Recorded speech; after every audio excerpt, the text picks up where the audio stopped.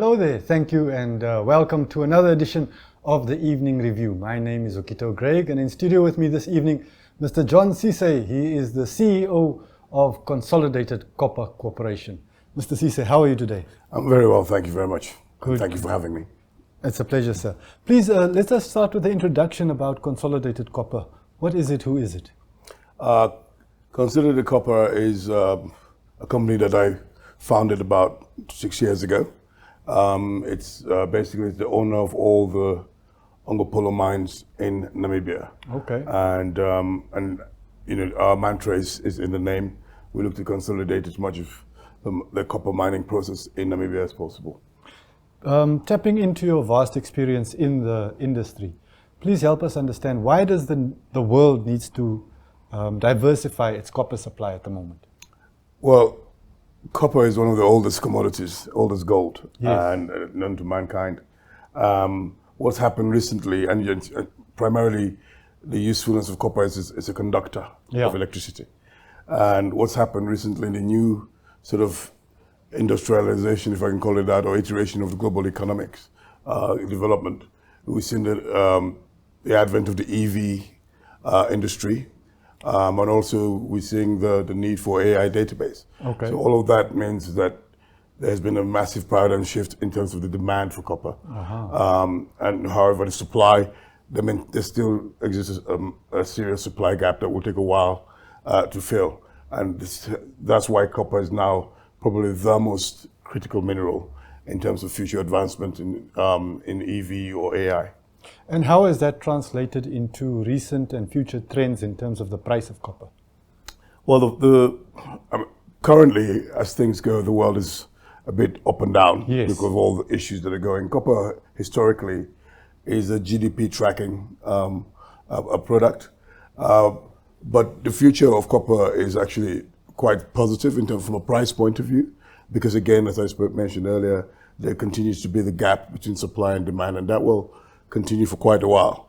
On average, to bring a copper mine to production, from exploration to production, it's roughly about 17 years.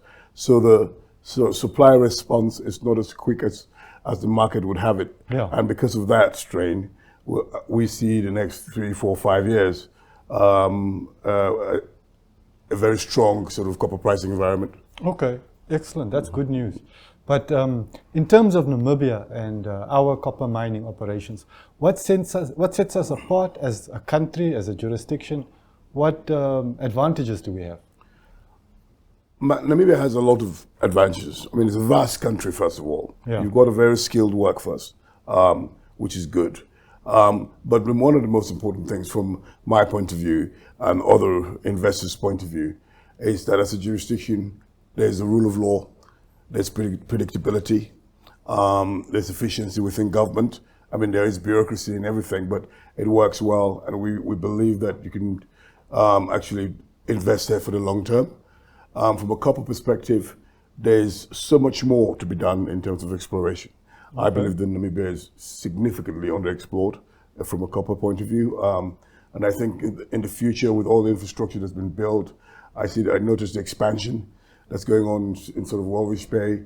Namibia is a really good supply train for the SADC region. And I think as we go on, as we intend to do more exploration, I noticed a lot of companies that are coming here to do more exploration on the mining side, but also getting all the infrastructure ready for the oil and gas in the future puts Namibia in a very strong position, I think. Okay.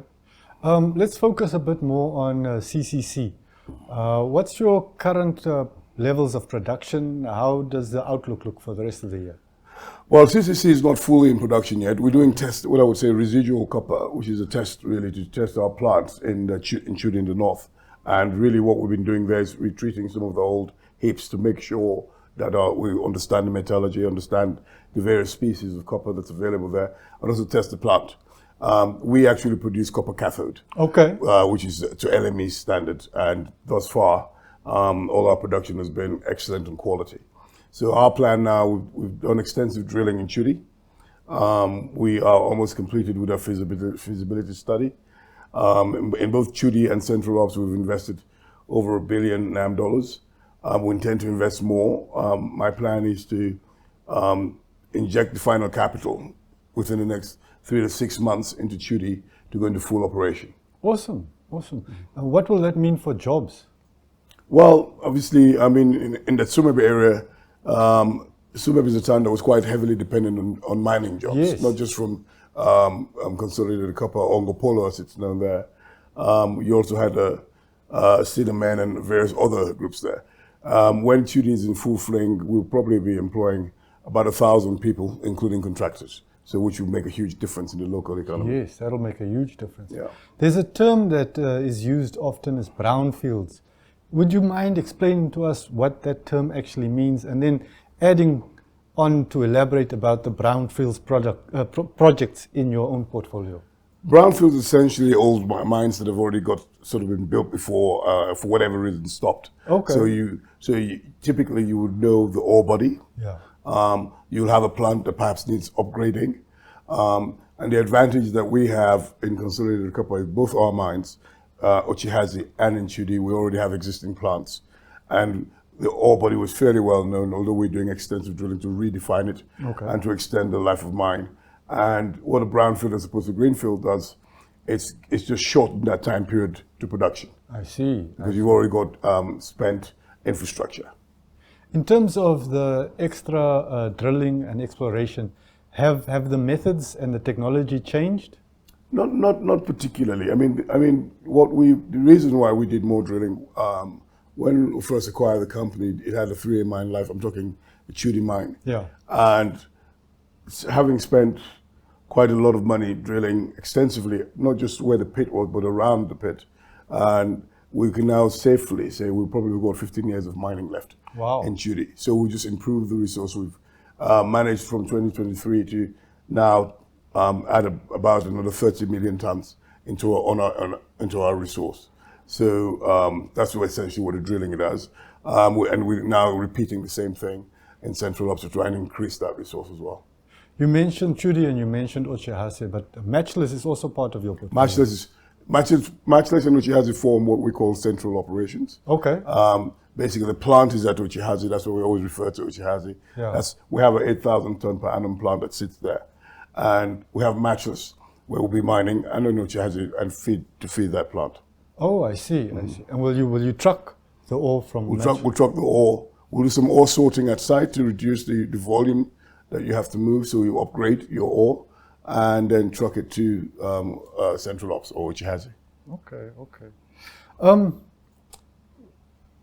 I want us to go back to Namibia's place in the whole copper supply chain, especially in light of the geopolitical changes that are happening. Do you think that Namibia has a role to play in further unlocking the potential in Africa, or in maybe as a conduit? Well, how do you see the country in the future in terms of the copper supply chain? I think it has a significant role to play in the future. It's not as exploded as Zambia or Congo, perhaps, but there is plenty of copper in Namibia, and the copper demand is going to be there. I mean, the future is electrification in essence, and that means the future is copper, and so Namibia has a definitive role to play there. I think, it needs to improve more in terms of infrastructure, because some of those deposits are quite remote. So that means roads, that means power generation. And I think the government wants to see beneficiation. And if you're going to do beneficiation, one of the main contributors to that will be, cheap power. Yeah. So we beneficiate up to cathode level, as I mentioned earlier. A lot of people do make concentrate, and which we will do in Ochihazi. But there's the opportunity in the future to do a lot more beneficiation and even building factories. Copper wiring factories in Namibia, because it's well positioned to supply SADC and also to ship outside through Walvis Bay. And do you think there's a potential for more smelting of copper in Namibia? I know that there's a revamp going on at the plant there in Tsumeb. Yes, with Cinnamon, yes. Yes. There is a potential for that. I mean, most copper would probably go into the smelting way, into making a concentrate. In my view, Namibia is not producing a quarter of what it can potentially do. Oh, wow. So I think that there's a massive growth plan, and I know that there's some companies that are doing serious exploration on the market and finding huge volumes of copper. And in the next 3 to 5 years, I would expect some of them to come into full production. Earlier, when we were talking about Namibia as a jurisdiction, you mentioned that it's a good place to invest with the long term. But recently, with our now recent previous Minister of Industries, Mines and Energy, he was talking about the 51%. At the same time, while we sometimes hear such talk, the Minerals Act has not changed significantly since it was adopted, although there have been 2 small amendments. Yes. But do you think that it's like just lots of noise but no real changes, or do you think that the jurisdiction is going to go through significant changes soon? Well, I think that is a good question, and thank you for answering it. I think I always like to look at the question as to why that arises in the first place. Yeah. And I can understand government and people's yearning to own, because it's a national resource in essence. Yeah. To arbitrarily change this number and say that you will own 51% is actually not good for investment. Yes. It will put off a lot of investors, because obviously you're putting your capital, and there has to be a reasonable way of ownership in terms of participation, either by resource or by capital. My ownership of CCC is by the investment we've made in CCC. Yes. And I think that there are conversations to be had with government in terms of how there could be more local participation, but more in an overall economic way, how the country can benefit better. And I think the government is on the right track when it talks about beneficiation. And I think the government will do well to loosen up the exploration areas a bit so you can, prove up more resources and go into more mining. But an arbitrary number like 51% without thinking about what goes behind it, I don't think it's helpful to the conversation. Thank you very much, Mr. Sisay. We're going to be right back, but we're going to take a quick commercial break. So please stay with us for more of this interesting conversation on the Evening Review.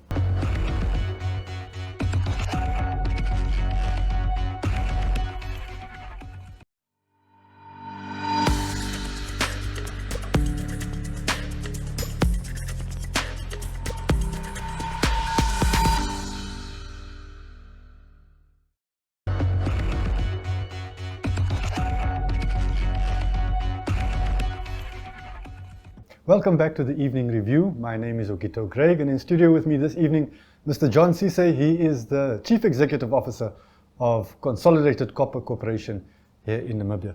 Mr. Sisay, we were just talking about ownership, and just recently in a review that the Ministry of Industries, Mines and Energy published, they did make a claim that local ownership of mines in Namibia is up to 49%, although they didn't elaborate on that claim. Do you think that could be accurate, and that the public generally has a misconception of how much participation there is from Namibians in mining? Or do you think that it's a questionable figure? It's a questionable figure because the law as it stands, that you must have I believe it's a 5% ownership. Yes. Now, any Namibian or any Namibian entity can earn more than 49% if you invest the capital in the business. Yeah. There is no limit as to how much a Namibian entity can own. I think you're speaking more of a free carry kind of situation. Yeah. But no, I don't. I know in my case, that's definitely not the situation. Okay.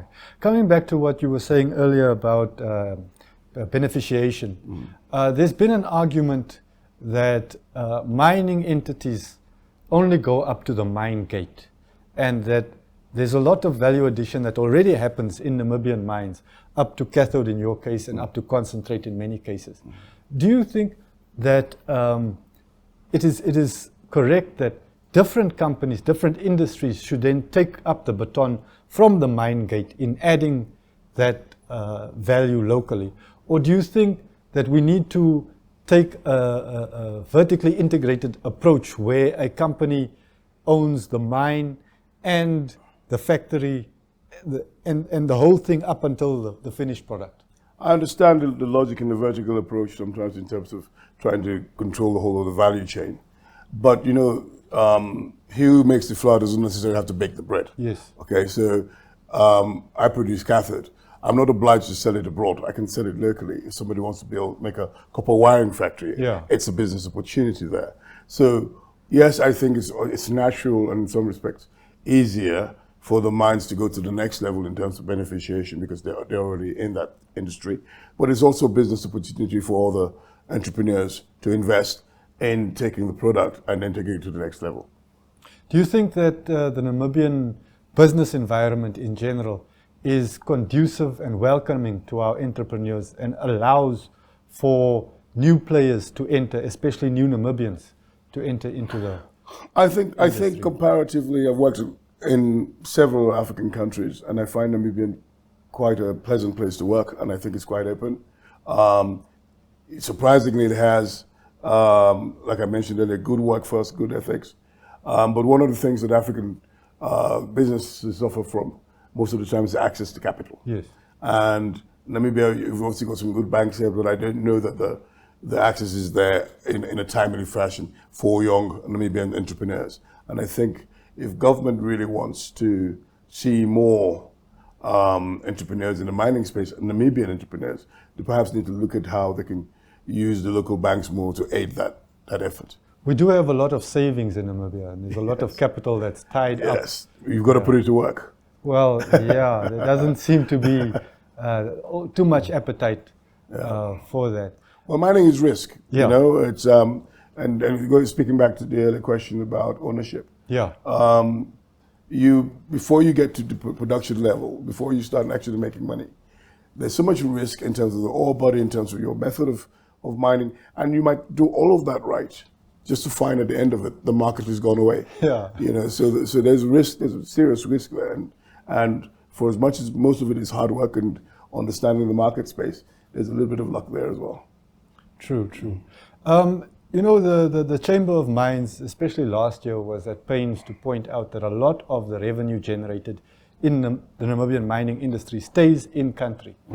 If we accept that is correct, is there still space to make money in mining in Namibia? Is it still attractive? Yes, there is still. I mean, there is still plenty of space to make money. I think that what the chamber was emphasizing on is that, like a company like ours, most of our contracts that we'll hand out will go to Namibian companies. Most of the goods we purchase will be from Namibian entities. So we spread our footprint, if you like, in the economy by reinvesting in the economy and in the local community. But there are margins to be made, there are good profits to be made. In the copper space, copper is doing well, and I think it will continue to do well, and there's no reason why a local producer should not be making a good profit from it. In terms of all the uses that copper has in particular, do you think that there's space for maybe smaller entities who take the cathode, just a little bit of it, and upgrade it, add value, and then the rest gets sold to the off-takers? Or are the contracts of such a nature that you have to take a big chunk in order to... No, you can sell how much you want to whoever you want. Okay. I mean, you can sell small portions to people who need it for more specific, more sort of boutique products in the copper space. Yes. You can make that available. And you, of course, sell your volume to the big off-takers and companies. But there's space to do that. Okay. Who are the big off-takers at the moment? Where does the Namibian copper go to? Well, most of the Namibian copper go to your Glencores, IXM, which is Louis Dreyfus, and you've got companies like Hartree that are coming in. But also you're beginning to see a lot more sort of end user directly wanting to take off-takes as well, to cut out the middleman, if you like. Okay. But it's significant. We sell most of our copper to Glencore and to IXM. Okay. Since our remaining time is a little bit limited, I'd like to come back to CCC and especially to Trudy. If you could share with us your envisioned timeline, how things are going to happen the next 3 to 6 months and then into the foreseeable future. I think we've done extensive work in Trudy, and I'm very proud of the team that I have there in turning it around. You know, if you know the history of Trudy, it had the water issue. We've come up with an excellent water plan to manage the water In my view, I want to see Chudi in full production by first quarter next year. Okay, okay. You mentioned the water issue, and I know that there are other examples of copper mines in Namibia that have really suffered from water, which is very strange considering that Namibia is a desert country, you know, and we lack water in so many senses. But do you think that there is some sort of strategy or approach which can future-proof our mines that are susceptible to underground water? Yes, I mean, a lot of this thing, water in mines is not an oddity. There are loads of mines all over the world with plenty of water, but it's just about your ability to pump them away to pump to. Chudi sits on top of an aquifer. You know, that whole Sumab area has a massive aquifer, which is good in terms of water supply. And so, but you can manage your way around it if you know what you're doing with it. And it's just a question of making sure you double your whatever pump capacity you need to double it. Stay ahead of the curve, as it were. So it's a manageable event. And also it's good because obviously you can pump the water out to farms. Yes. And in some cases, I know that some of the mines actually pump water from the north down to Windhoek. So in the long term, there's a lot of planning to be done around it, but it's a good thing for the country that the water is there. Yes. It's annoying for us as a mine, of course. And do you find that the ability to work together is developing? For instance, I would imagine that ministry in charge of water should be really hands-on in ensuring that that water is put to use. Oh, absolutely. I mean, we own a mine called Berg Arcas, and we work there in strong collaboration with NamWater, pumping water out there, some of it that comes to Windhoek. And NamWater is always involved whenever you're making your plans with that regard. And if you're lucky enough to be in a position where you can use the gravity to let it flow down, fine, or they can bring pumps in. So most of the mines work in strong collaboration with NamWater. Okay, excellent. If you would share with us your insights into the future of mining in Namibia in general, do you think that mining will contribute more than the about 16% that's already contributing to GDP? Do you think that there are other aspects of our society where mining can do even more than what it's doing now? Or do you think that it's about as much as it can do and we should just make the best of what we have? No, I think it can do a lot more. The important thing about mining is that it brings infrastructure to rural areas. Okay. There's some parts of the country that by itself, it doesn't, there's no economic justification to put that extra power line or build that road. But if there's a good mine there, suddenly that becomes justifiable. Yes. And what comes out of a good mine, if it's managed properly and they take their social responsibility properly, you should have community development in terms of schools, hospitals, and so on. So what mining is one of the ways to develop your rural areas. So I think, given that you're so massively underexplored, I think the future is positive in that regard. Thank you very much. Thank you. Thank you very much, Mr. Sisay, and thank you very much for joining us on the Evening Review. This was an insightful, in-depth look at Consolidated Copper Corporation and its exciting projects. And we'll be back for another evening review tomorrow evening. So please join us again. Till then, good night.